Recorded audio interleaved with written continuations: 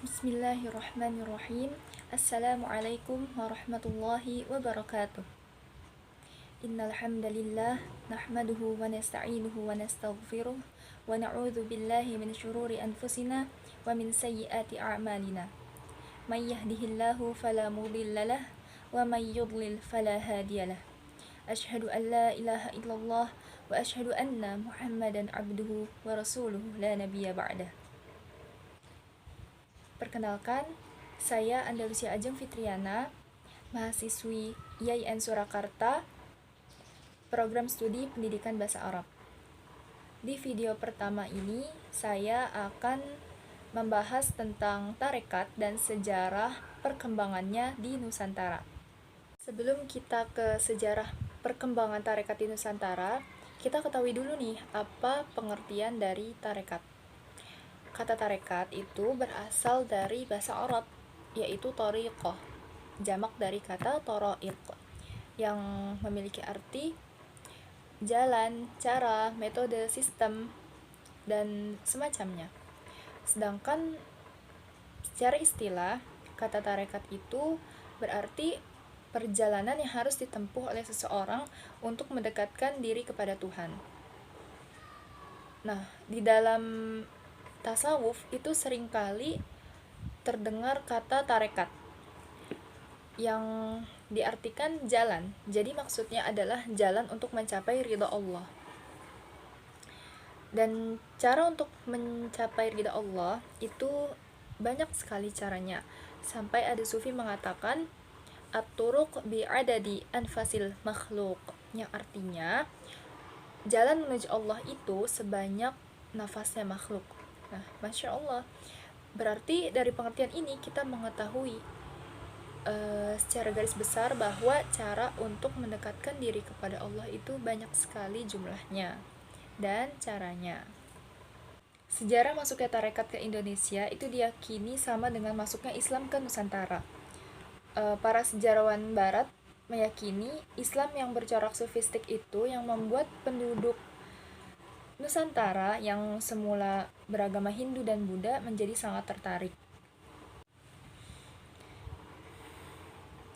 Besarnya pengaruh tarekat di dalam Islamisasi juga didukung dengan adanya temuan sejarah bahwa sebenarnya Islam telah masuk ke Nusantara itu pada abad ke-7 Masehi dan ke Jawa pada abad ke-11 Masehi. Namun tidak cukup signifikan sejauh itu untuk mengubah agama masyarakat Nusantara. Islam pada saat itu hanya menjadi agama para pendatang yang masuk ke dalam komunitas-komunitas kecil di pesisir Jawa, di beberapa kota di pesisir Jawa seperti Leran, Gresik, Indramayu, dan Semarang. Proses Islamisasi Nusantara secara besar-besaran juga baru terjadi pada penghujung abad 14 atau awal abad 15, bersamaan dengan masa keemasan perkembangan tasawuf akhlaki yang ditandai dengan munculnya aliran-aliran tarekat di Timur Tengah. Fase itu sendiri telah dimulai sejak Imam Abu Hamid Muhammad Al-Ghazali yang merumuskan konsep tasawuf moderat yang memadukan keseimbangan unsur akhlak, syariat, dan filsafat. Konsep tersebut akhirnya diterima secara terbuka oleh kaum fuqaha yang sebelumnya menentang habis-habisan ajaran tasawuf falsafi yang kontroversial. Kemudian dilanjutkan dengan bermunculannya pusat-pusat pengajaran yang dipimpin oleh para sufi terkemuka seperti Syekh Abdul Qadir Al-Jailani, yang ajaran tasawufnya menjadi dasar thariqah Qadiriyah. Ada juga Syekh Najmuddin Kubro, Syekh Abu Hasan Ali Asyadzili, Ahmad Arfa'iyah, kemudian Syekh Muhammad Bahaudin An-Naqsabandi, dan yang terakhir Abdullah Asy-Syattari. Kemudian tarekat-tarekat ini menyebar ke seluruh dunia, termasuk ke Nusantara melalui para penyebar agama Islam, mencapai puncaknya pada abad 17-18 bersamaan dengan orang-orang Jawa yang naik haji. Yang pertama kita bahas di eranya Wali Songo. Tradisi dua agama asal India yang kaya dengan dimensi metafisik dan spiritualitas itu dianggap lebih dekat dan lebih mudah beradaptasi dengan tradisi thariqat yang dibawa oleh para wali. Namun sayangnya, dokumen sejarah Islam sebelum abad 17 itu cukup sulit dilacak. Namun meski begitu, beberapa catatan tradisional di keraton-keraton sedikit banyak bercerita tentang aktivitas tarekat di kalangan keluarga istana raja-raja muslim. Salah satu referensi keterkaitan para wali dengan dunia tarekat adalah Serat Banten Rante-Rante, Sejarah Banten Kuno, dalam karya sastra yang ditulis di awal berdirinya Kesultanan Banten itu disebutkan. Pada fase belajar Sunan Gunung Jati, pernah melakukan perjalanan ke Tanah Suci dan berjumpa dengan Syekh Najmuddin Kubro dan Syekh Abu Hasan Asyadzili. Dari kedua tokoh berlainan masa itu, Sang Sunan konon memperoleh ijazah kemursydan tarekat Kubrawiyah dan Syadziliyah. Selain Sunan Gunung Jati, anggota Wali Songo lain yang lekat dengan tarekat adalah Sunan Ampel dan Sunan Bonang, alias Raden Makhdum Ibrahim. Dalam babat Tanah Jawi, Sunan Ampel disebut-sebut mengajarkan suluk tarekat Naqsabandiyah. Sementara Sunan Bonang diceritakan oleh Caita Lasem dan Hikayat Hasanuddin setelah gagal berdakwah di Kediri karena menggunakan pendekatan fikih yang cenderung kaku, lalu pindah ke Demak dan menjadi imam Masjid Agung Demak. Tak lama kemudian ia hijrah ke Lasem, Rembang, membangun zawiyah dan menjalani suluk tarekat. Usai menjalani suluk itulah Raden Makhlum Ibrahim melanjutkan dakwahnya. Adapun pendekatan-pendekatan baru ini terbukti dengan beberapa peninggalan Sunan Bonang yang lebih bercorak sufistik dan budaya, baik bentuk tembang, dolanan bocah, primbon, dan serat-serat. Tarekat lain yang tercatat masuk ke Nusantara pada periode awal adalah tarekat Qadiriyah, Syatoriyah, dan Rifa'iyah. Ketika tarekat tersebut masuk ke Sumatera sepanjang abad 16 dan 17 secara susul-menyusul. Tarekat Qadiriyah yang dibawa oleh Hamzah Fansuri, ulama dan sastrawan sufi kontroversial dari Aceh.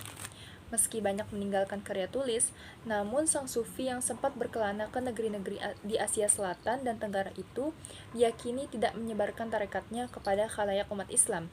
Jejaknya hanya diikuti oleh murid utamanya, yaitu Syamsuddin al-Sumatrani, yang belakangan justru menyebarkan tarekat Syatoriyah. Ijazah kemursydan Syatoriyahnya diperoleh dari sufi asal Hujarot, yaitu Syekh Muhammad bin Fadlullah Burhanpuri. Meskipun berbeda tarekat, guru dan murid itu mempunyai kesamaan kecenderungan, yakni mengajarkan paham wahdatul wujud, yang kemudian memicu konflik tajam dengan sufi lain, yang menjadi mufti kerajaan Aceh, yaitu Syekh Nuruddin Al-Raniri. Usaha kelompok Al-Raniri dalam memerangi ajaran pantaisme ala Syamsuddin itu tidak main-main. Selain pembakaran kitab pegangan dan zawiyah-zawiyahnya, Al-Raniri juga berhasil meyakinkan pemerintah untuk menghukum bakar Syamsuddin serta para pengikutnya. Sepeninggal Al-Raniri, jejaknya diteruskan oleh Syekh Abdul Rauf Al-Singkili asal Singkil, Aceh. Ulama muda yang pernah belajar di Tanah Suci selama 19 tahun itu membawa tarikat Syatoriyah yang lebih bercorak akhlaki. Ijazah kemursydan Syekh Abdul Rauf Singkel diperoleh dari dua sufi besar Madinah, yaitu Syekh Ahmad Al-Qusay dan Syekh Ibrahim Al-Qurani. Setelah mendengar konflik antara pengikut Syatoriyah, Syamsuddin yang kontroversial dan Syekh Nuruddin Al-Raniri, Abdul Rauf diutus gurunya untuk kembali ke Aceh untuk menyebarkan tarekat Syatoriyah yang benar. Kedatangannya diterima dengan tangan terbuka oleh kerajaan. Bahkan ia kemudian langsung diangkat menjadi salah satu mufti kerajaan. Syekh Abdul Rauf Singkel memiliki beberapa murid yang mengikuti jejaknya menyebarkan agama Islam dan tarekat Syatoriyah. Yang paling terkenal di antara mereka adalah Syekh Burhanuddin Ulakan, yang berdakwah berjuang melawan VOC dan wafat Priaman Sumatera Barat. Melalui ulama sufi dan juga pernah berguru kepada Syekh Ahmad Al-Qusasi di Mekah, tarekat Syatoriyah kemudian menyebar di Sumatera Barat. Tokoh lain yang hidup semasa Syekh Abdul Rauf Singkel dan pernah juga berguru kepada Syekh Ibrahim Al-Qurnia Al-Qurani, serta ulama sufi lainnya di Timur Tengah adalah Syekh Yusuf Al-Makassari, yakni ulama pejuang asal Sulawesi Selatan. Setelah mengembara hingga ke Damaskus, Syekh Yusuf pulang ke Nusantara dengan mengantongi ijazah kemursyidan Tarikat Naqsabandiyah, Qadariyah, Syatariyah, Ba'alawiyah, dan Khalwatiyah.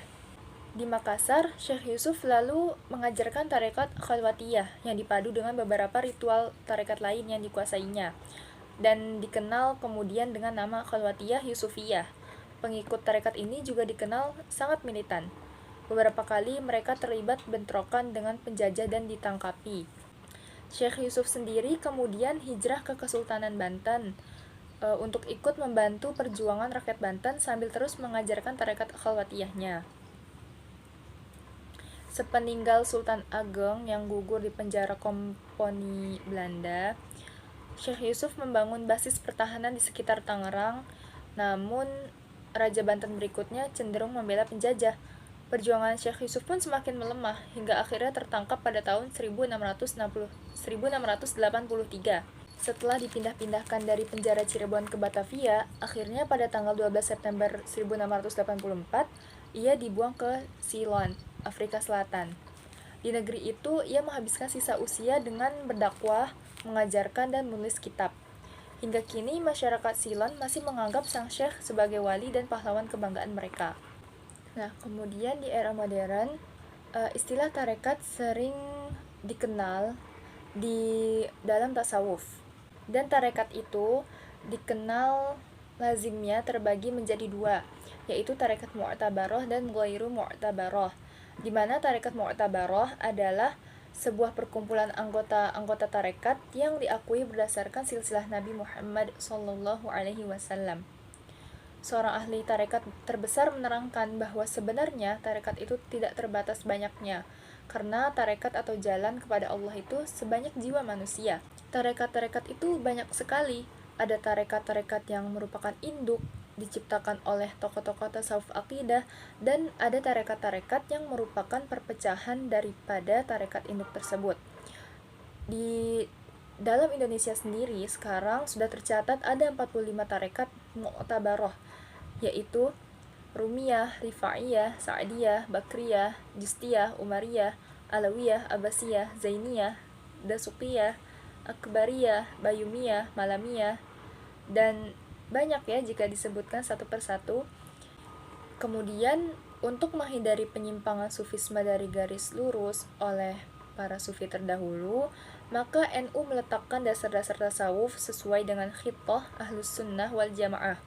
Dalam kerangka inilah Jatman atau Jam'iyah Ahlul Tarekat Al-Mu'tabaroh An-Nahdiyah dibentuk, yaitu untuk memberikan rambu-rambu kepada masyarakat tentang tarekat yang mu'tabaroh dan ghairu mu'tabaroh. Sebelum terbentuknya Jatman, ulama-ulama Indonesia yang berpaham Ahlus Sunnah wal Jamaah dan aktif di dunia tarekat telah membentuk organisasi tarekat dengan nama Jam'iyah Ahla Tarekah Al-Mu'tabaroh Indonesia atau JATMI. Kata Nahdiyah ini dimaksudkan untuk menegaskan bahwa veredasi tarekat ini harus tetap berafiliasi kepada NU atau Nahdlatul Ulama. Pergantian nama ini disebabkan oleh pergulatan internal dalam tubuh Jam'iyah ketika bergulat dengan lingkungan sosial politik yang berkembang pada tahun 70-an. Pada Mu'tamar kelima Jam'iyah Ahlut Tarekah Al-Mu'tabaroh di Madiun tahun 1975, Kiai Musta'in Romli terpilih sebagai ketua umum. Kiai ini merupakan sosok yang cukup diperhatikan oleh pemerintah. Kebaikan pemerintah ini akhirnya menjerat Kiai Musta'in untuk ikut serta dalam kampanye Golkar pada tahun 1997. Langkah ini jelas dianggap sebagai pengkhianatan terhadap NU yang saat itu masih berfungsi dalam PPP. Dengan peristiwa itu, Kiai Musta'in terpental dari kepemimpinan Jam'iyah Ahlut Tarekah Al-Mu'tabaroh dan mendirikan Jatmi yang berkedudukan di Rejoso. Konflik ini tidak saja melemahkan Kiai Musta'in, tetapi juga melemahkan tarekat sebagai jaringan dan wadah umat. Hal ini yang mendorong beberapa ulama untuk mengkonsolidasi ulang tarekat-tarekat NU. Kemudian, pada tahun 1979, diadakanlah musyawarah para pemimpin NU di Suburan Meranggen, Demak. Dalam musyawarah itu, tercetus keputusan dibentuknya Jam'iyah Ahlut Tarekah Al-Mu'tabarah Al-Nahdiyah atau Jatman tadi. Keputusan ini dilakukan dengan surat keputusan PB Syuriah nomor 137 Syur PB 5 tahun 1980 dengan tujuan mempertahankan kepentingan bersama, yaitu tarekat yang terhimpun ini mengindahkan syariah dan termasuk Ahlus Sunnah wal Jamaah, serta harus mempunyai silsilah yang sah, yaitu berkesinambungan sampai Nabi SAW. Di Indonesia sendiri saat ini tak kurang dari 70 juta orang tercatat sebagai pengamal tarekat. 40 juta diantaranya tergabung dalam Jam'iyah Ahlit Tarekah Al-Mu'tabarah Al-Nahdiyah, organisasi para pengamal tarekat yang didirikan oleh para ulama dan guru mursyid tarekat yang berasal dari kalangan Nahdiyin. Dalam format awalnya, Jam'iyah Ahlit Tarekah Al-Mu'tabarah didirikan di pesantren Tegalrejo, Magelang, Jawa Tengah pada tanggal 20 Rajab 1377 Hijriah atau 10 Oktober 1957. Tokoh pendirinya waktu itu adalah Kiai Haji Abdul Wahab Hasbullah, Rais atau Kepala PBNU, Kiai Haji Bisri Syamsuri, Dr. Kiai Haji Idham Khalid, Kiai Haji Mashkur, dan Kiai Haji Muslih. Namun dalam perjalanannya, organisasi ini sempat dibawa ke politik praktis oleh salah seorang pemimpinnya hingga menimbulkan gejolak, terutama pada menjelang dan pasca pemilu pada tahun 1977. Kemudian, pada tahun 1979, dalam muktamar kelimanya, beberapa ulama senior lalu memilih untuk memisahkan diri dan mendirikan organisasi baru dengan menambahkan kata An-Nahdiyah di belakangnya, sehingga menjadi Jam'iyah Hilit Tarekat Al-Mu'tabarah An-Nahdiyah. Kelahiran organisasi ini dilatar belakangi oleh kekhawatiran sebagian besar ulama tarekat atas maraknya aktivitas tarekat di tengah masyarakat yang keabsahannya meragukan, baik keabsahan dalam silsilah sanadnya, validitas kemursyidhan gurunya, maupun amaliyah ketorekahannya. Untuk membentengi umat Islam, khususnya warga Nahdiyin itu, para mursyid yang diakui kemu'tabaron tarekat dan sanad kemursyidannya berhimpun dan mengorganisir diri. Menurut anggaran dasarnya, misi organisasi ini antara lain mengusahakan berlakunya syariat Islam, baik yang bersifat lahiriah maupun yang bersifat batiniyah, dengan tetap berpegang kepada akidah Ahlus Sunnah wal Jamaah dan salah satu mazhab 4. Jatmam juga akan berupaya menggiatkan ba'iyat yang sahih dan membantu penyelenggaraan pengajian khusus tarekat atau ketawajuhan di berbagai kantong-kantong NU. Karena tarekat saat itu jumlahnya sangat banyak, organisasi kaum tarekat NU itu menambahkan kata Mu'tabarah di belakangnya. Kata Mu'tabarah dalam nama tersebut ialah muttasil sanadnya sampai kepada Rasulullah SAW yang menerima ijazah dan ba'iyatnya dari malaikat Jibril alaihissalam dari Allah Subhanahu wa ta'ala. Dan di kemudian hari, nama itu ditambah lagi dengan An-Nahdiyah untuk membedakan dengan kemungkinan munculnya Jam'iyah yang sejenis yang bukan tidak berafiliasi kepada Nahdlatul Ulama. Demikian keputusan Muktamar NU ke-26 di Semarang. Di dalam setiap muktamarnya, ulama tarekat dan guru mursyid yang tergabung di dalam Jam'iyah juga menggelar kajian masalah-masalah keagamaan kontemporer, khususnya yang berkaitan dengan aktivitas ketarekatan. Mengikuti jejak pendiri-pendirinya, Jam'iyah juga sangat peduli dengan berbagai isu kebangsaan. Hal itu terlihat dari tema-tema yang diusung di setiap muktamar dan musyawarah kubro'nya.